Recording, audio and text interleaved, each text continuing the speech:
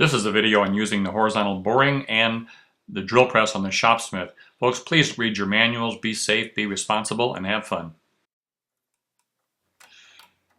The Mark V is in the disc sanding mode, as you can see, and I thought I would just go ahead and quickly do a changeover. If you're not real familiar with this, it might help. I leave the lower saw guard and the disc sander, and I'll just put those away on my accessory shelf. And now you can see the tapered flat, which is where pretty much everything attaches to the main drive of your Shopsmith. And this is where we're going to put our drill chuck. So I'll just add the drill chuck, slide it all the way back, and tighten the set screw down. Not a bad idea to give the set screw an extra little wiggle as you're doing this on any of your changeovers. And you can see where the knurled collar is there. That's where the set screw is going to line up with that knurled collar, so you always know where the flat is. And that's all there is to doing that changeover. I always like to change from the whatever tool I have on to, if I'm going, let's say, to the drill press mode, I'll still set it up in the horizontal first, set my drill chuck and my bit in place, and I think it makes it a little bit easier to do it that way. Now what I'm showing you here, something we used to show in the demonstrations, but you may find a lot of applications for this. And this is showing you how to dowel boards together edge to edge. And it is so easy on the Shopsmith. I've scribed the line across the two edges just using a square. Now I'm taking my pencil and putting an X on the back side of my project, so the good side will always stay down towards the table. The reason that that's very important, if your boards are not the same thickness, they're always going to register to the good side because the distance between your drill bit and the tabletop will stay constant. So always make sure you keep your good side down.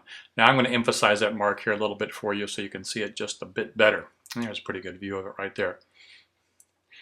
Now I also want to set for the depth of my my drilling here. I'll bring my fence over as a backstop. This is the Pro fence, and I think it's a great fence myself. It locks both front and back, and it's very rigid. I touch the drill bit to the wood, and then I will set the depth stop using my quill feed stop out in front of the machine. And I'm just double checking to make sure everything's locked down.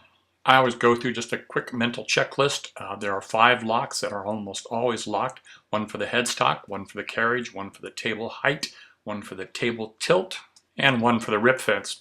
And depending upon the operation, you may also lock the quill.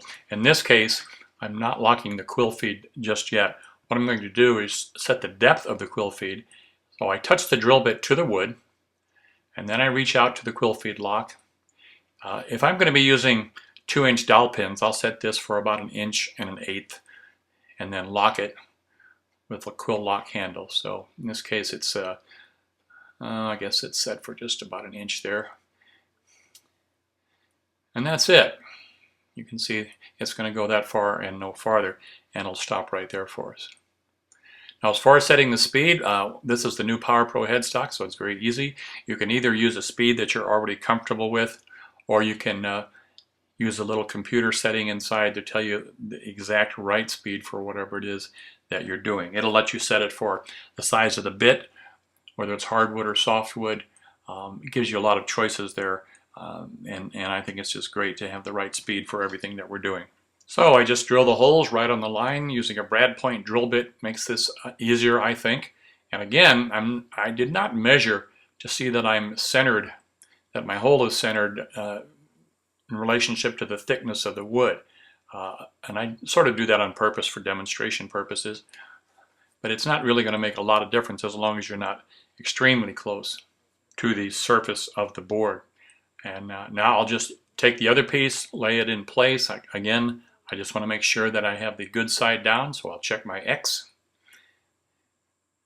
put the good side down, and drill the second set of holes. And it's really just that easy. Folks, if you're a fan of biscuit joinery, and I am too, you can also put a biscuit joiner on your Shopsmith, and that works well as anything.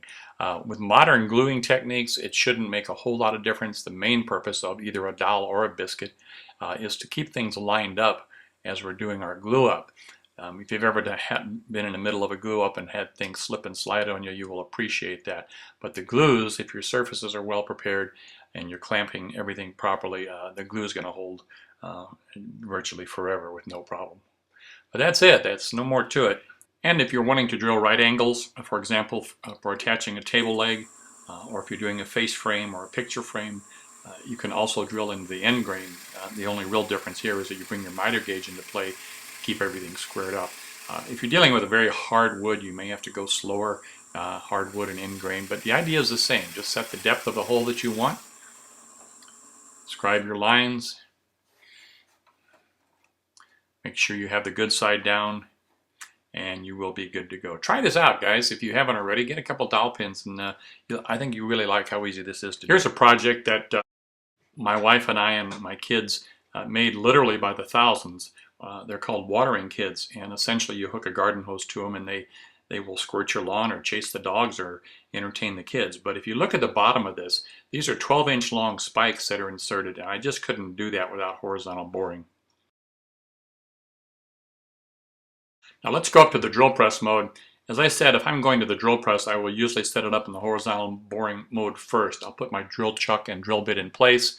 Now I set the fence and lock it in place, tilt the table, lock the table. So again, I just make sure that I'm checking all my locks. The real important one here, well, they're all important, but the headstock, certainly the table, the drill chuck itself. And now I just loosen the lock and just flip it right up. I am using the lift assist on this. This is just so nice to be able to use. You can lift this up virtually with one finger. And with the Mark 7 and the double tilt system, you will have to take off the extension table on the end. So I'll just set that off to the side, and now I'll just flip it right on up. You know, I used the Mark 5 for 20 years or more, and some habits are hard to break, but that's all there is to it. And you can see how easily that goes up. It's just nothing to it at all.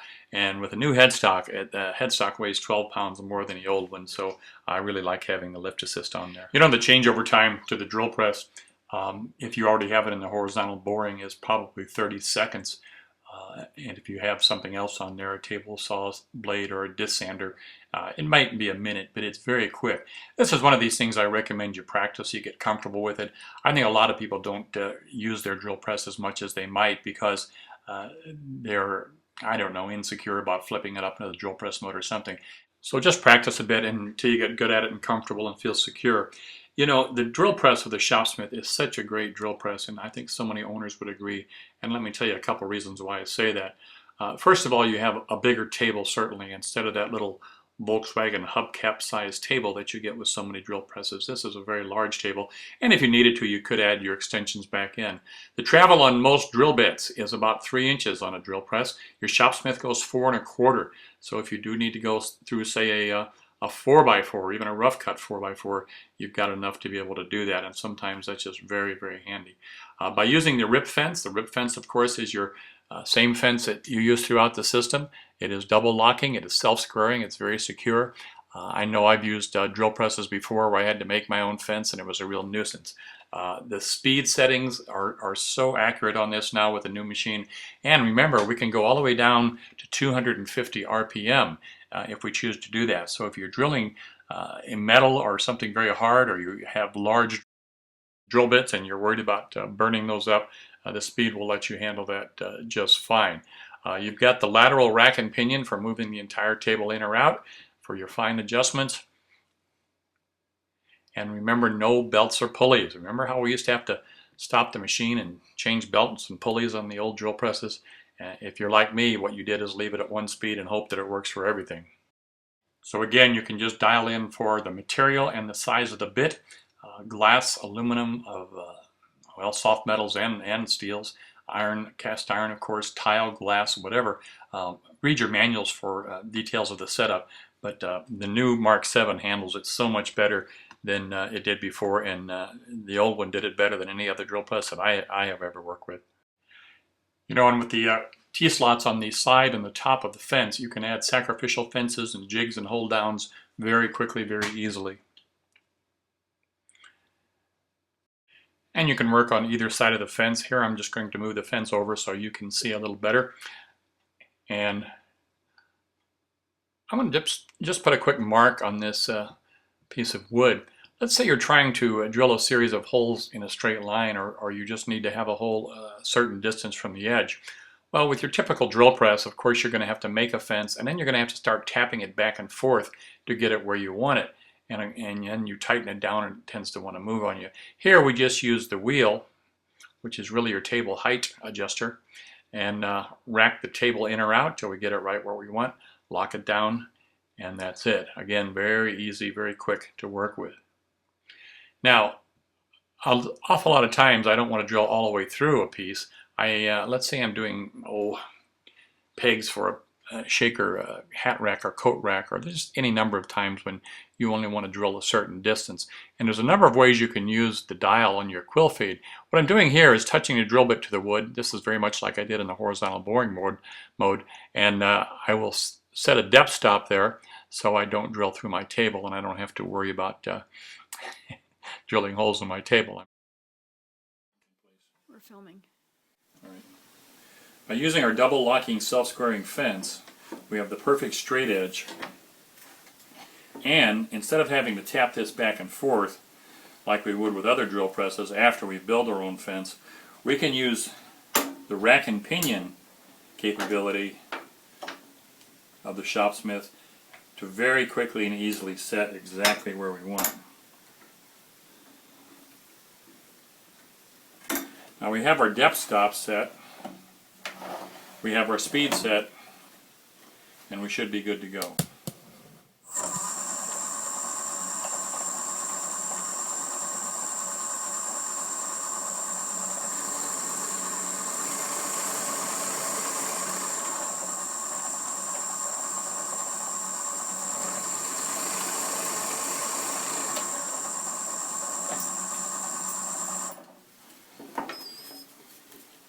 So for building furniture, cabinets, hobbies, gift items of any kind, anytime you need to drill, this is by far the best drill press that I have ever worked with. Let me show you one other feature that you may find very convenient. We certainly do. And that is the ability to tilt your table. By using the tilting table and the fence together, you can just that quickly set up custom V-blocks for just about any angle that you can imagine. If I need to drill into round stock, I can do that. If I need to make basically a screw pocket setup, I can do that.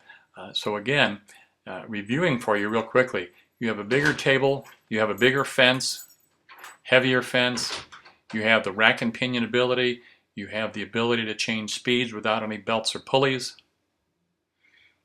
you have the ability to tilt your table for different angles.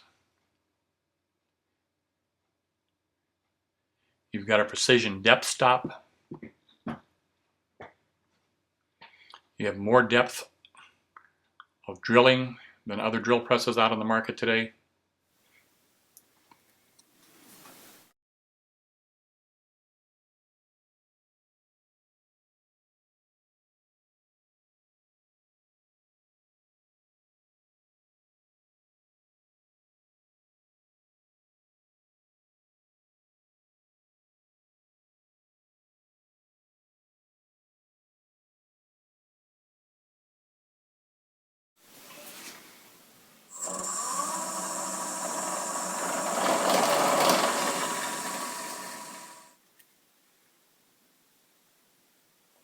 That's it. Mm-hmm.